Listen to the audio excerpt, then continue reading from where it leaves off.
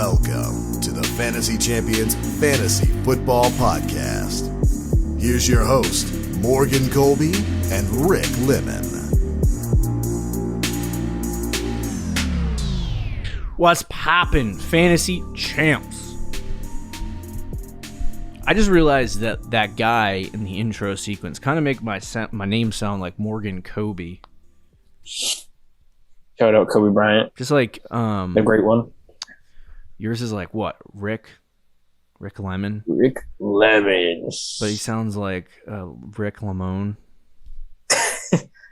Is that him or is that just you? That's just me spelling your name. I went to make sure you pronounce the O as O, not lemon, but lemon. Just to make it sound fancier? Yeah, just to make it sound fancier. But anyway, welcome to Fantasy Champions Fantasy Football Podcast. My name is Morgan Colby. I got Rick Lemon on the other side of the screen. We got some stuff to get to. It's a little late in the day for starts and sits. That's okay. I would hope so. It's never too late for starts and sits until it's actually too late. Yeah. And the lineup's locked. That's the only time. If you looked at my rankings before Sunday, or bad.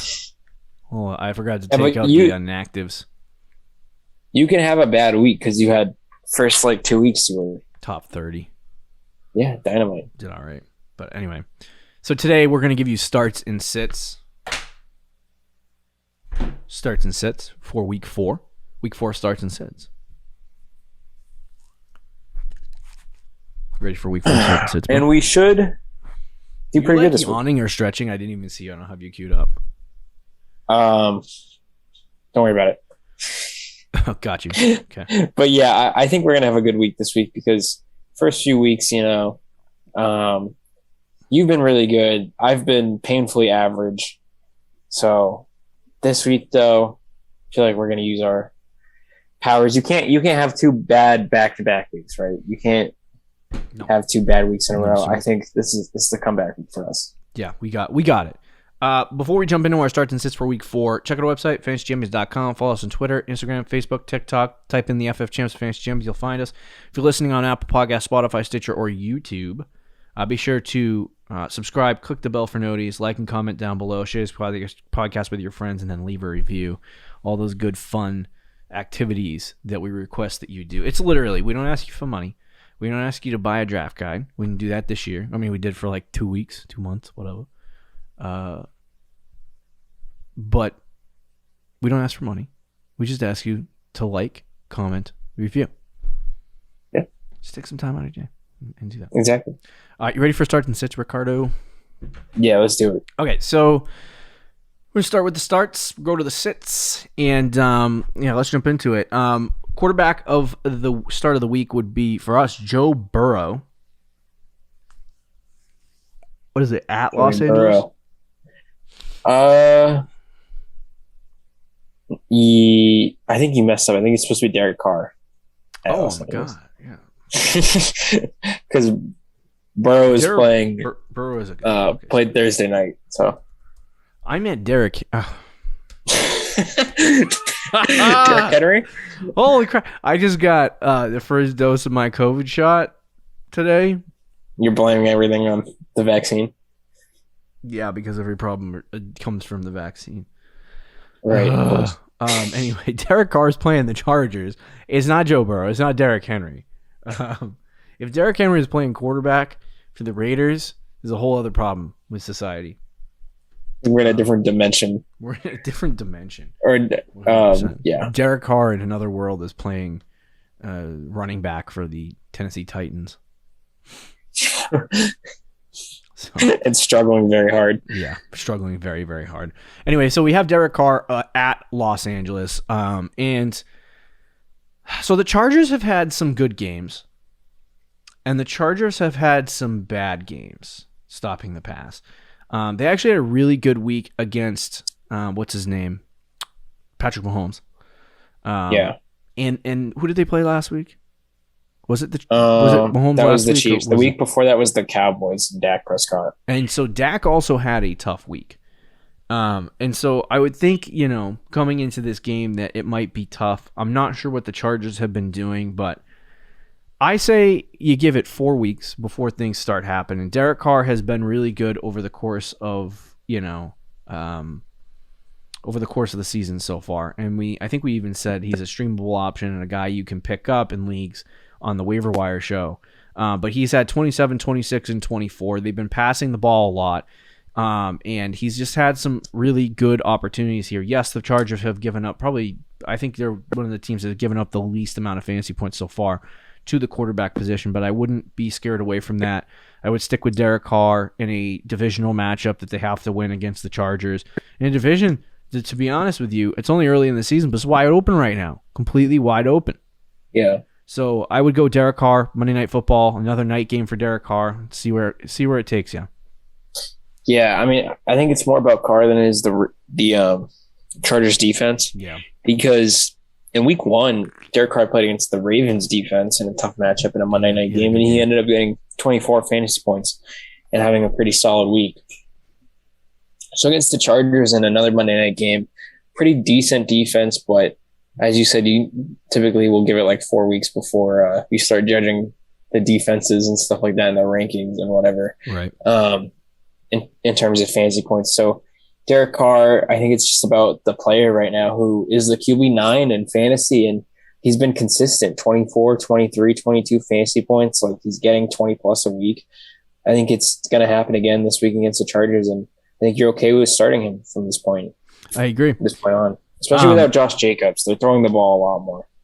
So I think the over-under is set at 52.5 points for this game on Monday night. That's high. And so I like I said, if this over under is as if it either reaches or goes past 52.5 points, there's a good shot that Derek Carr is going to score at least 2 touchdowns, get at least 300 yards. So I think it's a good game for Derek Carr on Monday night, and I would start him as the start of the week is at quarterback. I believe he's a QB9 right now on the season. Yep. So anyway, yeah, start Derek Carr. The running. So how do we usually do it? See, this is my problem. I never remember. You literally ask this every show, and every show I respond with, "I don't remember." All right, whatever. Let's move to the running back start. David Montgomery versus Detroit. The Detroit Lions. I almost said Tigers. Ay. Oh my. Yeah, Tigers. Oh my. Why is it on the what? Was it Detroit, Michigan? Okay.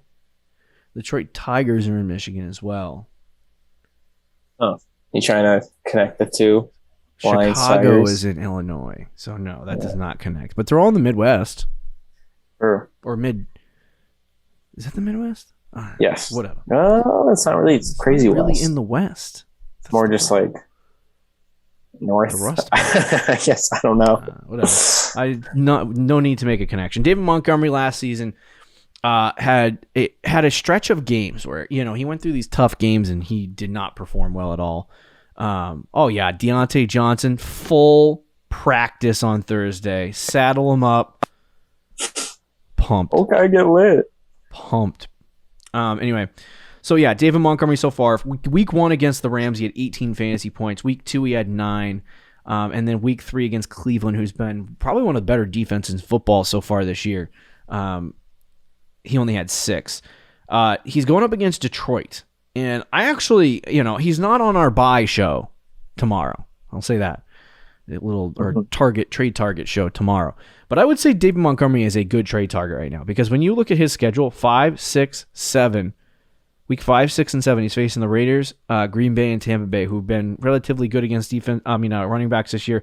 And then he goes up against San Fran and Pittsburgh. All those defenses relatively good at stopping the run. And then he has a bye week, and after that, he has Baltimore, which is a tough matchup, and then Detroit, Arizona, Green Bay, Minnesota, Seattle, and the New York Giants. That's pretty nice. So if he's going to end as an RB1 and do that, it's going to be against those teams. But anyway, Detroit is a good start right now. He can, and they've been giving up a crap load of fantasy points to the running back position. So I think David Montgomery, great start this week. I know he's been not playing that well, but this is not a week to sit him. Start David Montgomery versus Detroit. Yeah, I this one is an easy one for me. I know there are some people out there that are considering benching him because he's had two kind of iffy weeks in a row, and the fact that that offense last week had 60 total yards or something like that. Something like that. And we don't know the quarterback situation, but look, it's going to be better than whatever it was last week. And last week was at its absolute floor for that offense. Yeah. He still had 6.5 fantasy points in half PPR. So he's gonna have a good week this week against a bad Lions team, especially just more in general, a bad Lions defense. I think it's going to be a huge bounce back week for Montgomery. This could be one of those weeks where he gets those 20-point weeks. Really, and I don't really think it matters who the quarterback is because they're going to rely on the run for whoever the quarterback is. So expect Montgomery to have a big week this week. Agreed. Who's our wide receiver start of the week, boss? Our wide receiver start of the week is Robert Woods against Arizona. He's another guy where a lot of people are down on. I saw on Twitter people were saying that he's borderline droppable. Like he should be on your bench every week. And at least he had. What did you say? If you want to get rid of him, at least trade him. Oh my God. Right.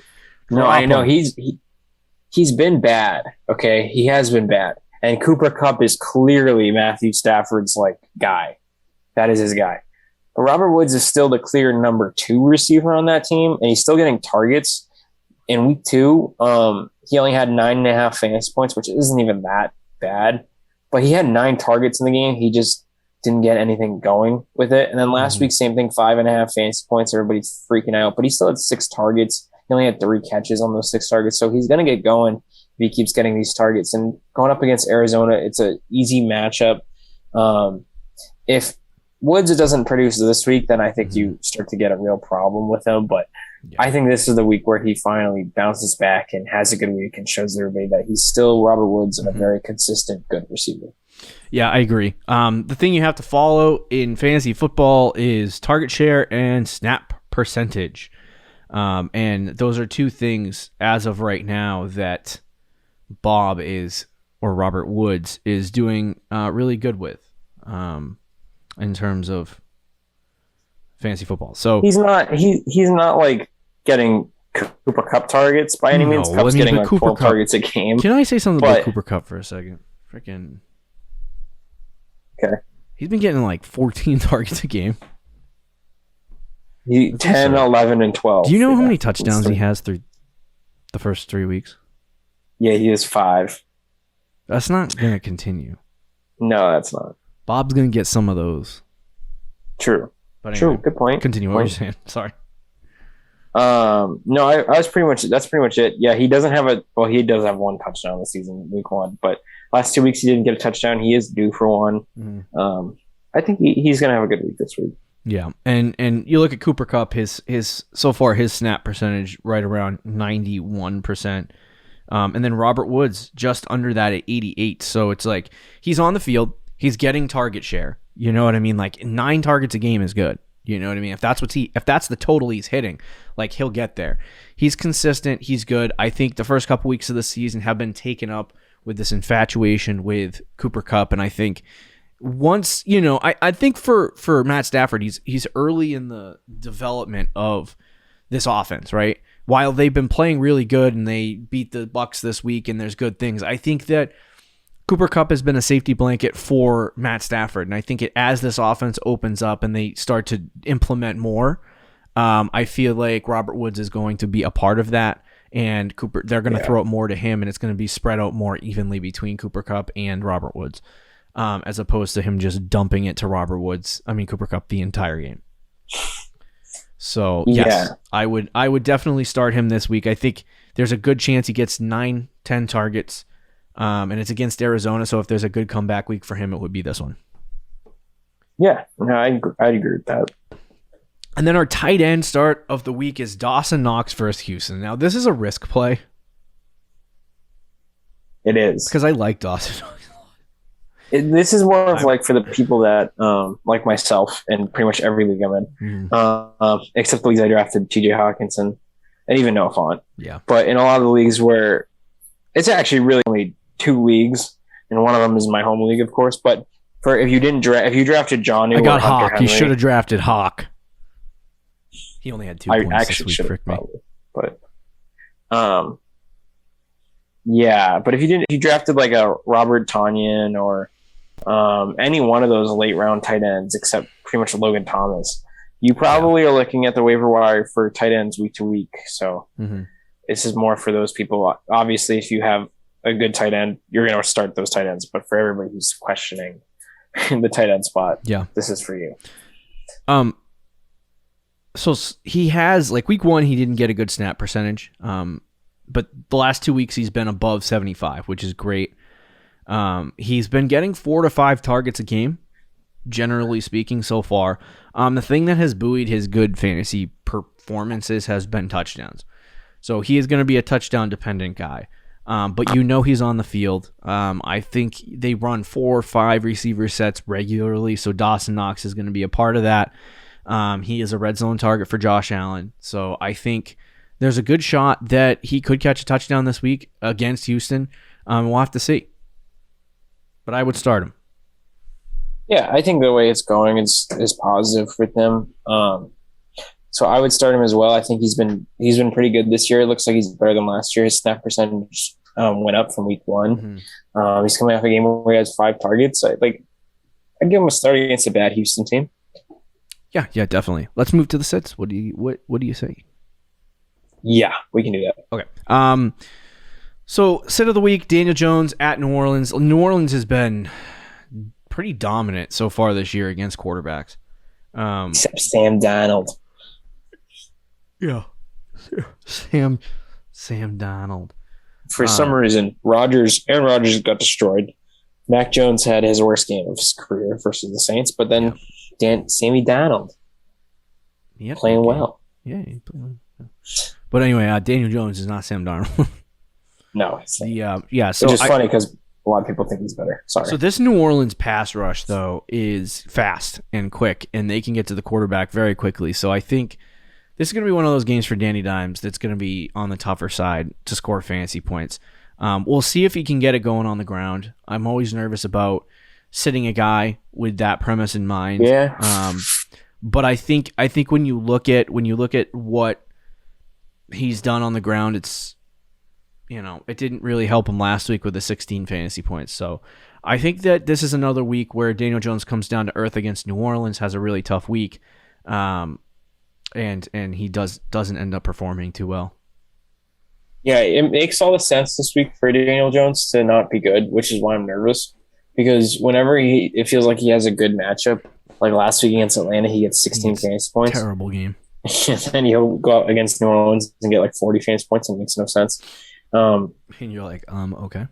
Yeah, but for Jones, I don't know. He does have the rushing floor, but yeah, against the Saints, it's really tough. It's also it's a road game for the Giants as well. I don't know. The Saints aren't playing at home yet. I don't know what stadium they're playing in, but either way, it's a road game for the Giants.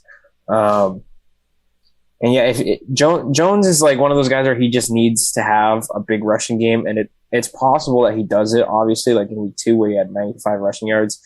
But if he gets like 30 rushing yards against the Saints, I don't know if that's going to be enough for him to get like a 20-plus point fantasy week, because throwing the ball wise, it's probably not going to be pretty. Yeah. I think there's a chance he's missing Sterling Shepard still as well, who was his go-to receiver, and Darius Slayton. They're both listed as questionable. Kadarius Tooney. So yeah, it's going to be the Tooney show against the Saints, which good luck for that. Not that Daniel Jones is even bad. Like, he should still be considered just to start on your teams, but for this week in particular, I would sit him. I agree. Let's go to running back sit of the week, which is Damien Harris versus Tampa. Now, Tampa has shut down the likes of Ezekiel Elliott. Who did they play week 2? They played with Falcons.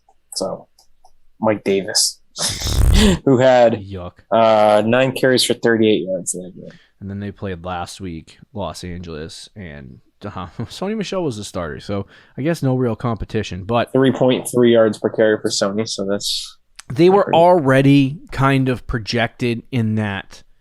I guess conversation of being a really good, they obviously have a really good front seven, and they're going to be a really good run-stopping defense.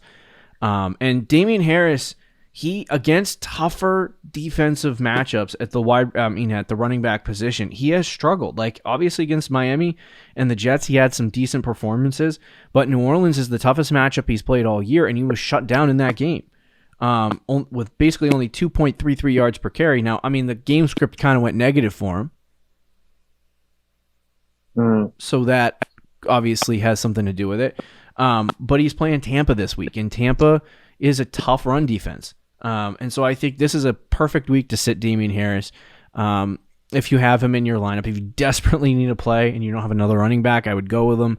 But if you have other options, sit Damien Harris and start the other options. Yeah, this is a week where I hope I'm wrong because, I'm a Damien Harris guy. Yeah, dude. And obviously Patriots fan, so I hope he plays well, but I just don't know if it's going to happen against Tampa this week. It's just such a tough matchup. And it's probably going to be another negative script, if we're being honest. So, 100%. Yeah, it's tough to play Damien Harris against Tampa, and that run defense that just has shut down running backs all season and shut down running backs last year. I think they were the number one rush defense in the league last season. So it's going to be tough. That snap percentage is so gross too from last week, 31%. So if it gets in a shootout, it's probably going to be more like the J.J. Taylor, maybe even Brandon Bolden for pass protection. Yeah. So yeah, it's going to be gross probably for Harris. I hope I'm wrong though. I hope he has a good week. Agreed. Wide receiver, Hollywood Brown versus Denver.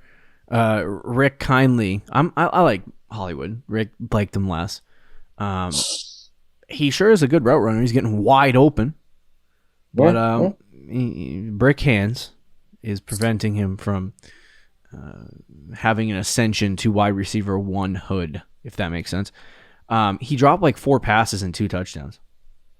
Yeah, he did. He dropped 2 pretty much touchdowns. So, and that was against a good matchup last week. Obviously, people who had Hollywood in their starting lineups last week were disappointed because of that performance. Denver is been pretty good against the wide receiver position so far this year. So, I would say Hollywood top 5. Top 5 in the league. So Hollywood, I would say, is a sit this week. I think he's going to have a tough matchup if he's making it harder on himself by dropping passes already. It's going to be tough for Hollywood Brown to really put up a good fantasy outing this week. Yeah, I mean, the Broncos, it's kind of early to say this because they've played the Giants, Jaguars, and Jets, 3 of probably the worst teams in the league and 3 of the worst offenses in the league. But the Broncos defense is ranked number 3 right now in the league. And going into the season, they were considered a potential top 5, top 10 defense. So it's a good defense. They've played really well against bad teams, but they've done what they were supposed to. And it's a tough matchup for Hollywood Brown, who's going to have to go against some good corners there in Denver. It's an away game as well. Rashad Bateman is expected to make his NFL debut this week too, so some less targets potentially to go around. It just seems like one of those games where Hollywood Brown just kind of doesn't show up and gets like another 5-6 fantasy points. I will say he's better this year than I thought he'd be overall. Now it was really only those first 2 weeks, but it seems like they're using him more than they have in the past, at least, which is a good sign. But yeah, not this week against Denver. Once again, 100% in agreement. I'm kind of scared for that, but yeah. Anyway, tight end Mike Gesicki versus Indianapolis. What a great week. You put this one in here, so I'll let you go. Yeah. So the reason I put this one in here is because I was like, I don't remember typing this. It's because So Gesicki is coming off. He had 2 very poor weeks to start the season, and then last week was awesome. He had 12 targets, 10 catches, 13.5 fantasy points and half PPR. Played really good. And because of that, I think a lot of people are going to start him this week against the Colts and are expecting big things from him. I know Brissett targeted him a lot last week, but Jacoby Brissett is the type of quarterback to just do one thing one week and then another the next. I don't trust him as a quarterback for fantasy purposes. Not really even in the NFL either. He's a backup quarterback. But for fantasy purposes, I just do not trust him at all. I think against the Colts, they ranked number 3 against tight ends, I believe, so far this season. And weren't the Colts last year the weird team that was like never giving up fantasy points to tight ends every week? Yep. They were shutting Yeah, down. so I don't know what it is with the Colts, but they're historically very good against tight ends the last 2 seasons. So it's not a great matchup, and I don't think Jacoby Brissett's going to throw the ball another 50 times like he did last week or 40-plus times. So with all that being said, I don't expect Gesicki to have the big week everybody expects him to, and I would say him. The other thing is that he really hasn't had a good season this year so far. Yeah, I mean, he's been borderline. You can kind of go through each game and give him a valid excuse through the first 2 at least. Last week he was good, but the first 2 weeks, the Patriots week was the Patriots defense shutting them down, and then week 2 was the game that Tua got hurt and the whole offense blew. So. Right. But yeah, it's a tough situation for Mike Gesicki.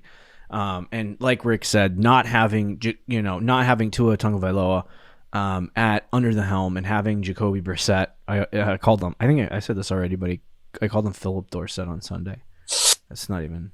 Yeah, that's because he was traded for Philip Dorsett as well, and his name sounds kind of rhymes with Jacoby Brissett. Yeah, confusing. Anyway, but Jacoby Brissett, yeah, he's not. I think he had a good week this past week, but I don't think he's going to be a guy that gets the ball moving down the field in a way that will allow the team to score a lot of points and give Mike Gesicki opportunities in the red zone to score touchdowns. Like Rick said, might be a good matchup this week, but it's something that I would sit him on because I don't believe in the team right now.